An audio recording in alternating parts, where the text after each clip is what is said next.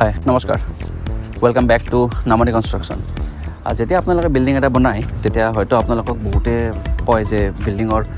খুঁটাবিলাকত ইমান দিন পানী মাৰিব লাগে স্লেবখনত ইমান দিন পানী মাৰিব লাগে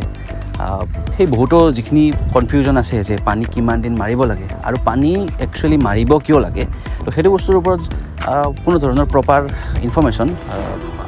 কোনে প্ৰভাইড নকৰে কিন্তু কিমান দিন পানী মাৰিব লাগে সেইটোৱে কয় তো আহক আজি মই আপোনালোকক কওঁ যে একচুৱেলি পানী মাৰিব কিয় লাগে আৰু ক'ত কিমান দিন পানী মাৰিলে সেইটো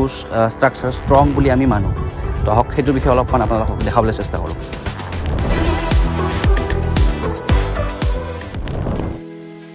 যেতিয়া এটা ষ্ট্ৰাকচাৰৰ কাষ্টিং হৈ যায় কাষ্টিং মানে যিখিনি ঢালাইৰ কাম আছে সেইখিনি যদি যেতিয়া আমাৰ হৈ যায় যে ধৰক কলমে হওক বা স্লেবৰে হওক ঢালাইখিনি হৈ যোৱাৰ পিছত আপোনালোকৰ মিস্ত্ৰী বা আপোনালোকৰ যিটো প্ৰফেশ্যনেল ইঞ্জিনিয়াৰে আপোনালোকৰ ছাইডত থাকে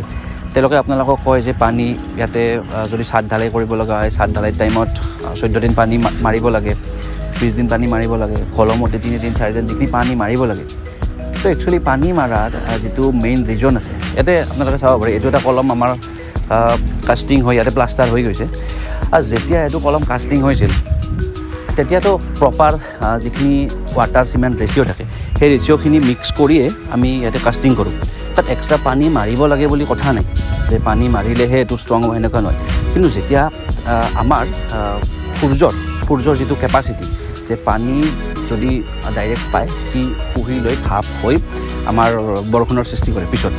তো সেই যিটো প্ৰচেছ আছে সেই প্ৰচেছটো যদি সূৰ্যৰ যিটো কেপাচিটি সেইটো নাথাকিলে হয় আমি পানী মাৰিব লাগে বুলি কোনো কথা আহি নপৰিলে হয় তাতে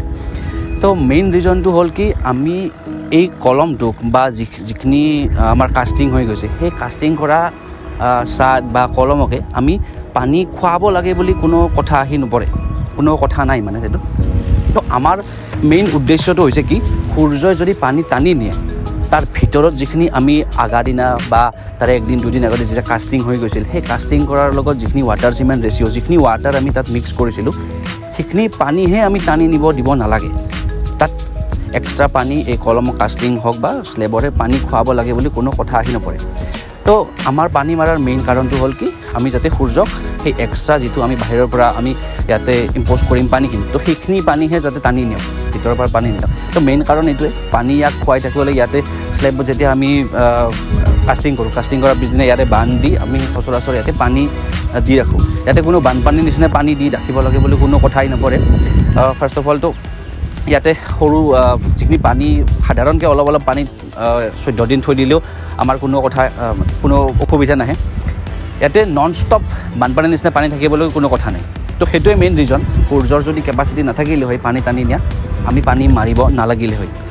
তো এতিয়া আছে যেতিয়া আমি সেইকাৰণে প্ৰপাৰ য'ত যিমান ষ্ট্ৰেংথ পাব লাগে যে কলমৰ কিমান ষ্ট্ৰেংথ মই স্ক্ৰীণত দি দিম স্লেবৰ কিমান দিন পানী মাৰিলে সি প্ৰপাৰ ষ্ট্ৰেংথ পাব পানী মাৰিব লাগে বা যিমান দিন আমি ইয়াক পানী ৰাখিলে তাতে ষ্ট্ৰেংথটো পাব তো সেইখিনি বস্তু প্ৰপাৰ চিটখন মই স্ক্ৰীণত দি দিম আপোনালোকে চাব পাৰে তো সেই হিচাপত প্ৰপাৰ